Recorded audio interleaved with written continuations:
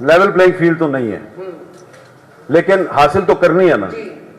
तो फौरी तौर पे क्या करना चाहिए? जिसको शिकायत है कि लेवल प्लेइंग फील्ड नहीं है, उसे यह करना चाहिए कि 8 फरवरी को उसने जिस किसी को भी वोट देना है, तो न सिर्फ 8 फरवरी को सुबह सुबह 8 बजे खुद निकले, बल्कि अपने साथ 10-10, 15-15 दोस्त यार फैमिली मेंबर्स हैं उनको भी निकाले और बड़ी तादाद में जाके आप वोट डालें, जिसको भी वोट डालना है।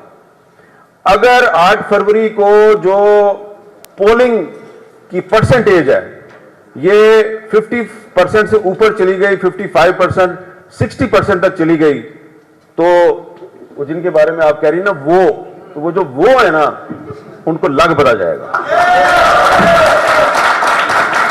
कि लेवल प्लेइंग फील्ड अब कोई नहीं है। देखें, अवामी नेशनल पार्टी ने इलेक्शन नहीं कराया, ठीक है, तो उनको 20,000 रुपया जुर्माना हुआ और कहा गया कि आप, ठीक है, लालटेन के निशान पे लड़ना चाहते हैं आप लड़ें और 20,000 रुपये का जुर्माना अदा करें और जाएं। वो केस बिल्कुल फर्क है अगर आपने पढ़ा तो, जो भी है, लेकिन नटशेल ये है कि उन्होंने भी इलेक्शन नहीं कराया और उनको 20,000 रुपया जुर्माना हुआ और इलेक्शन सिंबल मिल गया लालटेन, ठीक है जी, चले।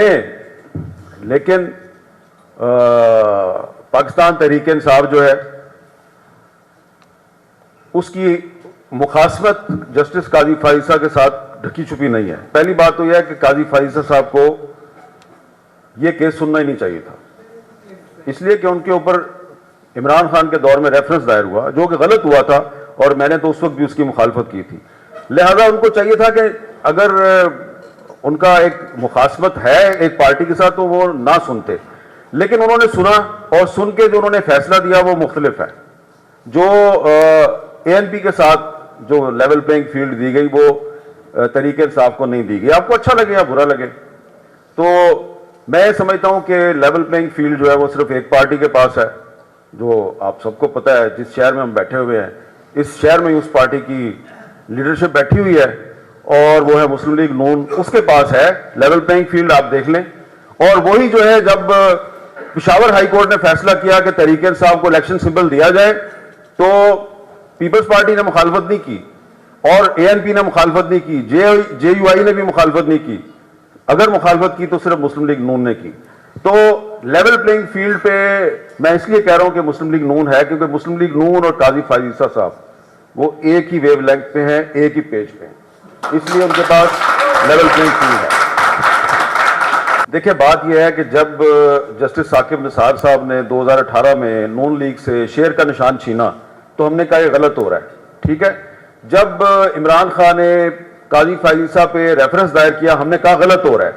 तो अब आप मेरे से ये एक्सपेक्ट ना करें कि जो काजी फाइजा ने कल रात को किया है, तो क्योंकि मैंने माजी में उसकी हमायत किया तो मैं कह दूंगा नहीं, मैं कह दूंगा कि नहीं उन्होंने बिल्कुल सही किया क्योंकि मैं पहले भी उसकी हमायत करता रहा हूं। बिल्कुल गलत किया है और उनको ये रेफरेंस नहीं सुनना चाहिए था। देखिए, 2018 के और 2024 के हालात में काफी फर्क हो गया है।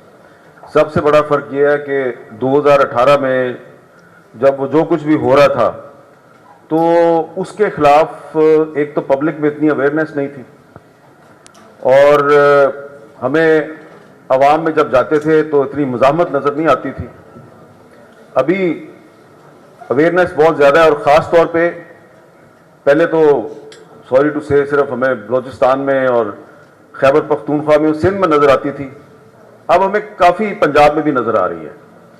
तो ये जो पंजाब में एक अवेयरनेस आहिस्ता आहिस्ता पैदा हो रही है कि यहाँ पे भी अब लोग कहते हैं कि आइन और कानून की बालादस्ती होनी चाहिए। यहाँ पे भी बहुत से स्टूडेंट्स को और इंटेलेक्चुअल्स को पता चल गया कि आइन पाकिस्तान में एक आर्टिकल 244 भी है जो कहता है कि फौज को सियासत में मुदाखलत नहीं करनी चाहिए। जब हम कहते थे आर्टिकल 244 पे अमल दरामद होना चाहिए तो कहते थे ये तो गद्दार है, ठीक है। तो ये जो अवेयरनेस आई है ये एक उम्मीद की किरण है। और दूसरी बात यह है कि अभी तक हमारी सारी डिस्कशन जो है वो दाखिली सियासत के हवाले से, डोमेस्टिक पॉलिटिक्स के हवाले से है। हम ये नहीं देख रहे कि पाकिस्तान में इस वक्त जो कुछ हो रहा है इसके पीछे इंटरनेशनल जो प्लेयर्स हैं उनके क्या क्या मुफादात हैं और उनका क्या किरदार है। मुझे ये लगता है, क्योंकि मैंने पिछले 3-4 महीने में बहुत से लोगों के साथ इस पर मेरी गुफ्तगू हुई है, बहुत से लोग इंतजार में हैं कि वो इंतजार कर रहे हैं कि पाकिस्तान में ये हो जाए तो हम ये करेंगे, ये हो जाए तो हम ये करेंगे। मुझे लगता है कि 8 फरवरी को इलेक्शन हो जाएगा और उसके बाद जब कुछ जो पावर्स हैं उनकी एक मनपसंद हुकूमत यहाँ पे आ जाएगी तो उस हुकूमत को पुश किया जाएगा कि वो एक ताशकंद एग्रीमेंट करे। याद है ना ताशकंद एग्रीमेंट जो जनरल यूब खान के जवाल का बायस बना था। वो ताशकंद एग्रीमेंट जो है मुझे लगता है वो पाकिस्तान की पब्लिक उसको सपोर्ट नहीं करेगी और उस ताशकंद एग्रीमेंट के खिलाफ तकरीबन तमाम पॉलिटिकल पार्टीज जो हैं 1-2 के सिवा वो मुत्तहिद हो जाएंगी और वैसी ही तहरीक चलेगी अगर जैसी के 60s में अयूब खान के खिलाफ चली थी। वो एक डिक्टेटर के खिलाफ चली थी, इस मरतबा जो तहरीक है वो एक माइंडसेट के खिलाफ चलेगी, ये मुझे लगता है। ठीक है, उसकी वजह यह है कि जो behind the scene international players जो प्लानिंग कर रहे हैं वो मुझे लगता है ये इंप्लीमेंट करना पाकिस्तान में बहुत मुश्किल है।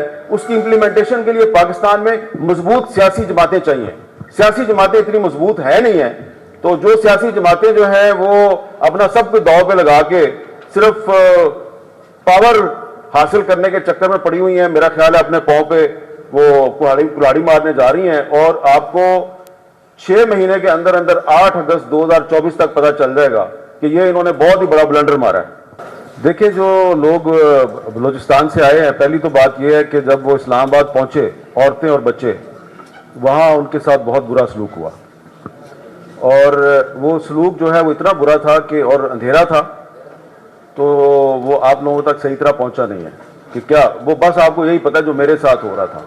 लेकिन जो खवातीन के साथ हुआ, बलोच खवातीन इतनी दूर से उम्मीद लेके आई थी इस्लामाबाद, उनकी उम्मीद पर लाठीचार्ज किया, उस पर गंदा पानी बरसाया गया, उनको पकड़ के जेल में बंद कर दिया गया। फिर जब हाई कोर्ट ने कहा इनको छोड़ दें तो हाई कोर्ट में कहा अच्छा जी छोड़ दिया, लेकिन नहीं छोड़ा। फिर आपने उनको डिपोर्ट करने की कोशिश की। आप डिपोर्ट किसको करते हैं? इलीगल इमिग्रेंट्स को।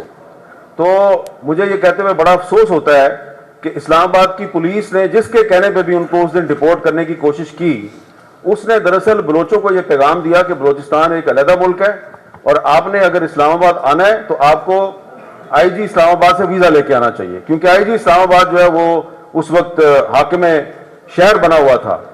तो बहुत गलत मैसेज गया है और उसके बहुत बुरे असरात मुरतब हुए हैं। लेकिन एक पॉजिटिव उसका एस्पेक्ट ये है कि फिर जब उन्होंने वहां पे अपना एक कैंप लगा लिया तो उसके बाद जो लोकल पॉपुलेशन है पिंडी की, इस्लामाबाद की, आसपास के शहरों से लोग खैबर पख्तूनख्वा से वो उनके पास आना शुरू हो गए। उन्होंने उनके साथ बातचीत शुरू की, उनकी मदद करने की कोशिश की। तो उससे उनको एक मैसेज ये मिला कि जो स्टेट के कुछ इदारे हैं वो तो हमसे नफरत करते हैं, वो तो हमें पाकिस्तानी नहीं समझते, लेकिन जो आम पाकिस्तानी है, जो पंजाब में रहता है, जो खैबर पख्तूनख्वा में रहता है या फेडरल कैपिटल में रहता है, वो हमें अपना भाई और हमें अपनी बहन समझता है। तो लेकिन जो नेगेटिव असरात है वो ज्यादा है। उसकी वजह यह है कि मैंने बहुत सी जो बूढ़ी खवातीन है जिनको उर्दू भी नहीं बोलनी आती, मैंने उनसे बड़ी तफसीली बात की है। वो उनके दिल टूट गए हैं। और एक बात मैं और यहाँ पे, क्योंकि खवातीन ज्यादा है, मैं आपको ये बताना चाहता हूँ कि ये कोई बात आपको नहीं बताएगा, इस वक्त बलोचिस्तान का जो मर्द है वो इतना रेडिकलाइज नहीं है। उसका कोई ना कोई इंटरेस्ट है, इकोनॉमिक इंटरेस्ट है, कोई सरकारी नौकर है, कोई बिजनेस करता है, वो कंप्रोमाइज कर लेते हैं।